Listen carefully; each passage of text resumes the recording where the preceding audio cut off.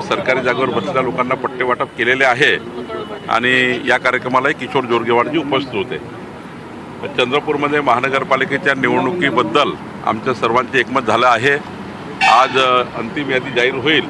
शिवसेना भाजप युती होण्याचे त्या ठिकाणी परिस्थिती आहे आणि शिवसेना भाजप युती महाराष्ट्रात विदर्भामध्ये होईलच अशी स्थिती या ठिकाणी। 6 तास बैठक झाली काल, 6 तास काल बैठक झाली। काय ठरलं बैठकीमध्ये? नागपूरमध्ये काल आमचे सर्व उमेदवाराचे तिकीट फायनल करण्याकरता, सीट्स फायनल करण्याकरता माननीय देवेंद्रजी, माननीय नितीनजी, मी आणि आमचे सर्व आमदार, पार्लमेंटरी बोर्ड आमचं त्या ठिकाणी आम्ही बसलो होतो।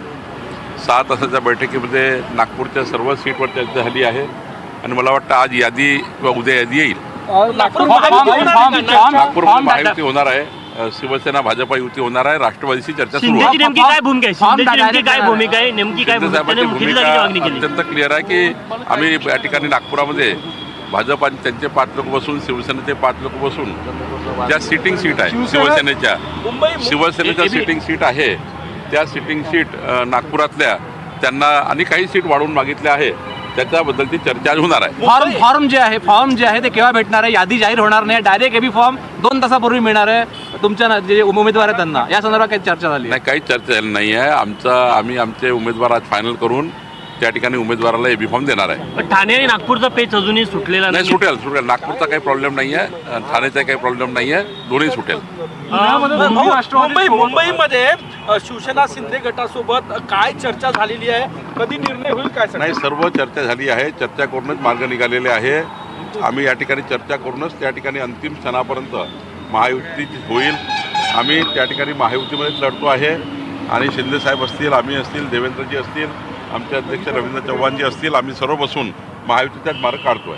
पुण्यामध्ये दोन्ही राष्ट्रवादी सोबत लढतील यावर आता शिक्कामोर्तब। आता त्यांना काय करायचं त्यांच्या पक्षाची भूमिका, आमच्या पक्षाचा ठरला आहे की आम्ही भाजप शिवसेना लढू। चंद्रपुरातली खमंग चर्चा थांबली आहे का? फक्त विकासाच्या मुद्द्यावर तुम्ही निवडणूक लढली, ही निवडणूक कुठल्या मुद्द्यावर? विकासाच्या मुद्द्यावर, विकसित महाराष्ट्र, विकसित शहर, विकसित महानगरपालिका याच मुद्द्यावर आम्ही लढणार। पट्टे वाटप असो किंवा महसूल विभागाचे अनेक निर्णय जे सर्वसामान्य लोकांपर्यंत पोहोचलेले आहे गेल्या काही दिवसांमध्ये, म्हणजे तुकडेबंदी असो, पट्टे वाटप असो, त्याचा फायदा होईल असं वाटतं जनता पाठीशी? 100% फायदा होईल। 60 लाख परिवारांना तुकडेबंदी कायद्यातनं आता जो निरस केल्यामुळं त्यांना मुक्तता मिळाली आहे।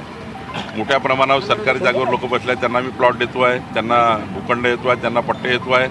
सोबतच त्या ठिकाणी रजिस्ट्री थांबल्या होत्या, त्या रजिस्ट्री चालू झालेल्या आहे।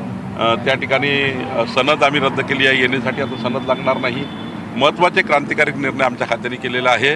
मुख्यमंत्री देवेंद्र फडणवीसचं सरकार, आमचं सरकार लोकाभिमुख, पारदर्शी, गतिमान सरकार म्हणून काम करतो आहोत। असं नाराजांना समजावणे मोठं चॅलेंज असणार आहे, काय रणनीती? काही चॅलेंज नाही, आमचे कार्यकर्ते 5 मिनिटात समजतात आणि शांतपणे कामाला लागतात। चंद्रपूरचा वाद मिटलेला काही वाद नव्हता। काँग्रेसमधून 2 जण आलेले आहे, काल खमंग चर्चा झाली आहे चंद्रपूरच्या? नाही, चांगली चर्चा झाली, जोरात चर्चा चालू आहे, पण निपटलेला आहे। काँग्रेसमधून 2 जण आले, इन्कमिंग चालू झालं।